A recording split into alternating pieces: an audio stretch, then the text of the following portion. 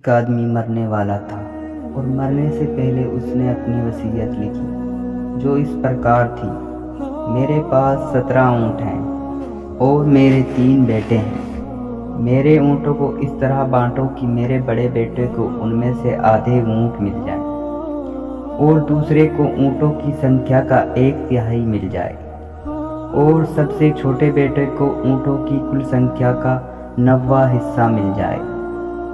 ان کی مرتیو کے بعد جب ان کے رشتہ داروں نے ان کی وصیت پڑھی تو وہ بہت حیران ہوئے اور آپس میں کہنے لگے کہ ہم 17 اونٹوں کو اس طرح کیسے بانٹ سکتے ہیں۔ اس لیے ایک لمبے سمے کے وچار کے بعد انہوں نے فیصلہ کیا، عرب میں کیول ایک ہی آدمی ہے جو ان کی مدد کر سکتا ہے، امام علی۔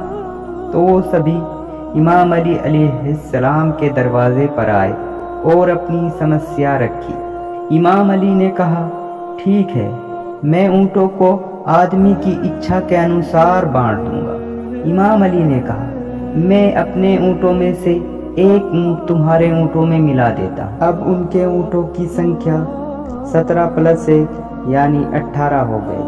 اب امام علی علیہ السلام نے کہا، اب میں تمہاری اچھا کے انوسار بانٹ دیتا ہوں۔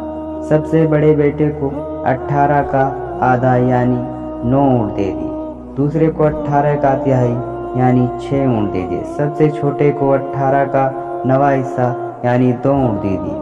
اب کل اونٹوں کی سنکھیا جو بانٹے گئے تھے 9 + 6 + 2 یعنی 17 ہو گئی۔ تب امام علی علیہ السلام نے کہا، اب میں اپنا اونٹ واپس لے لیتا ہوں۔ اس طرح چمتکاری فیصلے سے امام علی نے ان لوگوں کا فیصلہ کر دیا۔